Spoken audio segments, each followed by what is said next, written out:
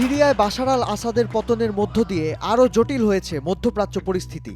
আর এই অনিশ্চয়তার মধ্যেই বিশ্ববাজারে বেড়েছে জ্বালানি তেলের দাম।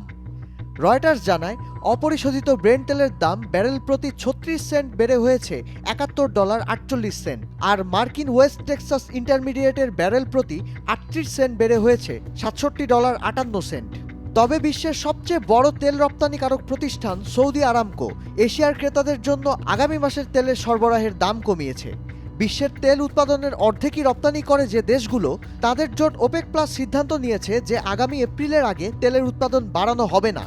অর্থনীতিবিদেরা বলছেন, মধ্যপ্রাচ্য অস্থিতিশীলতায় তেলের দাম কিছুটা বাড়লেও সৌদি আরব ও ওপেকের সিদ্ধান্ত এই ইঙ্গিত দেয় যে বিশ্বের বৃহত্তম আমদানিকারক দেশ চীনে তেলের চাহিদা কম থাকবে, ফলে বছর শেষে দাম আর বাড়বে না। যুক্তরাষ্ট্রের নবনির্বাচিত প্রেসিডেন্ট ডোনাল্ড ট্রাম্পের জ্বালানি ও মধ্যপ্রাচ্য নীতির প্রভাব তেলের বাজারে কেমন হবে, আপাতত সেদিকেই তাকিয়ে আছেন বিনিয়োগকারীরা।